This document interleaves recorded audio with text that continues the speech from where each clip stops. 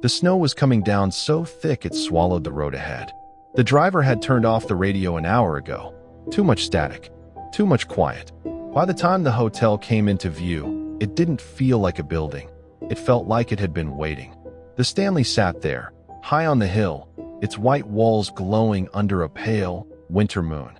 Inside, the lobby was empty except for the hum of an old elevator.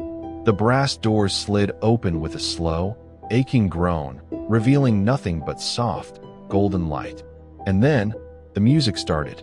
A faint piano melody, slow, deliberate, drifting through the hall. No voices, no footsteps, just the sound of ivory keys being pressed in an empty ballroom. He stepped out. The elevator shut behind him like it had made a decision. And that's when he heard it. A woman's voice, low, close, almost a whisper, "Welcome back." The thing is, he had never been here before. Tonight, we're stepping inside the walls of the Stanley Hotel, the place that inspired Stephen King's The Shining. A place where guests check in, but some never leave. And if the stories are true, the building doesn't just hold memories, it makes new ones. Ones that don't always belong to you.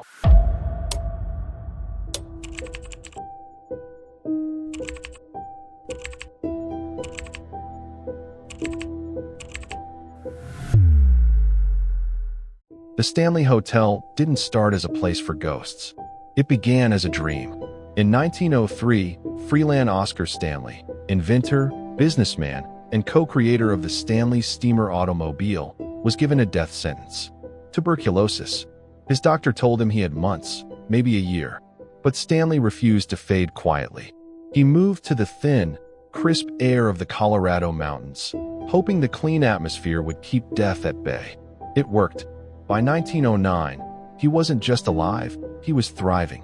And in gratitude to the place that saved him, he built a grand hotel overlooking Estes Park. A palace in the wilderness. White walls, red roof, crystal chandeliers, sprawling lawns. In the early days, it was a retreat for the rich.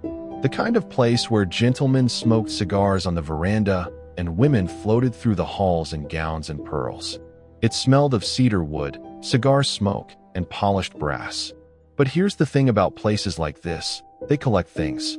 Laughter, arguments, secrets, goodbyes. And sometimes, they keep more than memories. Even before Stanley's death in 1940, guests and staff whispered about strange occurrences. Housekeepers claimed to hear children running in the halls after midnight. The grand ballroom sometimes came alive with phantom music, the piano keys moving under invisible hands. Guests swore they felt someone sit on the edge of their bed while they were drifting off to sleep. But when they turned on the light, the room was empty. Decades later, in 1974, a young writer named Stephen King checked in with his wife, Tabitha.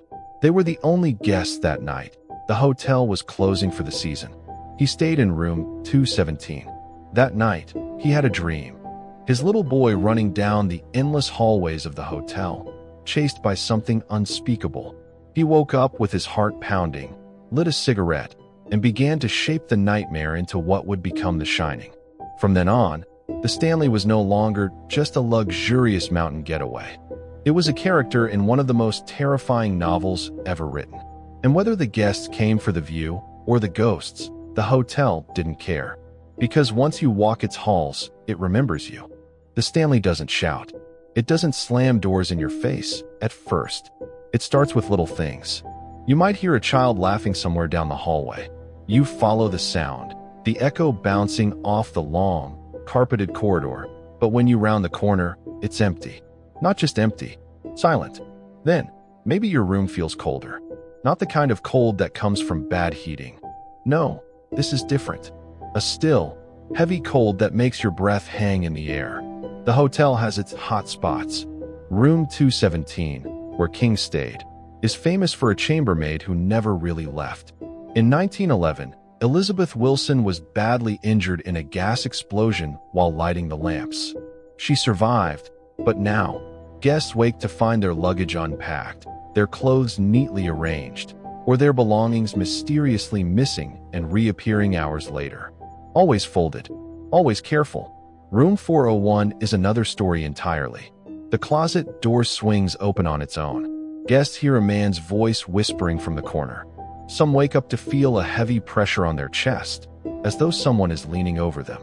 Then there's room 428. Harmless, they say, except for the cowboy.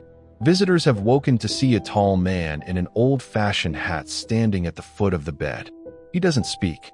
He just watches until you blink, and he's gone. But the strangest thing isn't the rooms, it's the timing. Staff and longtime guests know there's a window when the hotel is most alive. They call it the activation hours. Midnight to 4 a.m. The witching hours, when the building seems to breathe a little deeper, when the shadows move just a little slower. No one knows exactly why. Some say it's because the mountain air changes with the night. Others say it's because the hotel is an echo chamber, replaying moments from its past when the world outside is quiet enough to hear them. And if you're awake during those hours, the hotel might notice you. Most ghost stories are scattered, fragmented memories that don't quite fit together. But the Stanley is different. A few years ago, a team of paranormal researchers spent a week inside, trying to map the activity. They stayed up through the activation hours, setting cameras and recorders in every major hotspot. The first strange find wasn't on the video, it was in the hotel's own archives. Hidden deep in the storage room, they found guest logs from the early 1900s. Thick, leather-bound books, each name written in elegant script. Most pages were normal, but every so often a name was written, then slashed through with black ink. No checkout date, no record of departure, just crossed out. That same week, one of the audio recorders picked up something chilling. The team was walking the fourth floor, asking questions for an EVP session. On playback, they heard a clear, soft voice answering their questions before they had even asked them. It was like the hotel knew what was coming. Over the next nights, a pattern emerged. Many of the most intense encounters happened on the anniversaries of specific events: a wedding that ended in tragedy, a fire scare in the kitchen, the death of a longtime staff member. It was as if the Stanley wasn't just haunted, it was replaying moments in time.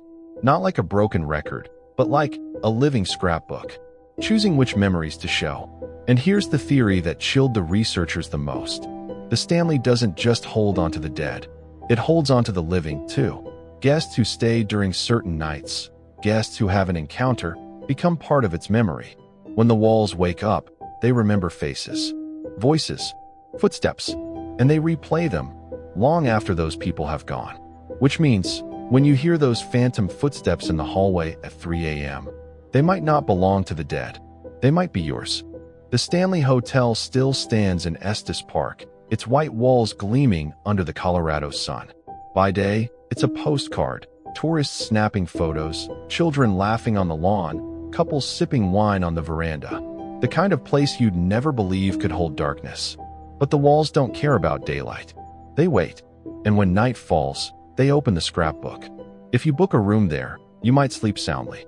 You might laugh the next morning, convinced all the ghost stories are just clever marketing. Or you might wake at 2:47 a.m. to the sound of a door clicking shut in the hallway. You might hear soft music from the ballroom when you know it's empty. You might see a figure in the corner of your room that's gone when you blink. And if that happens, if the hotel notices you, you may leave in the morning. But a part of you won't. Because the Stanley doesn't just keep ghosts. It keeps people. And one day, someone will walk these halls at night and hear your footsteps. So, the real question is, are you brave enough to find out what page you'll be on?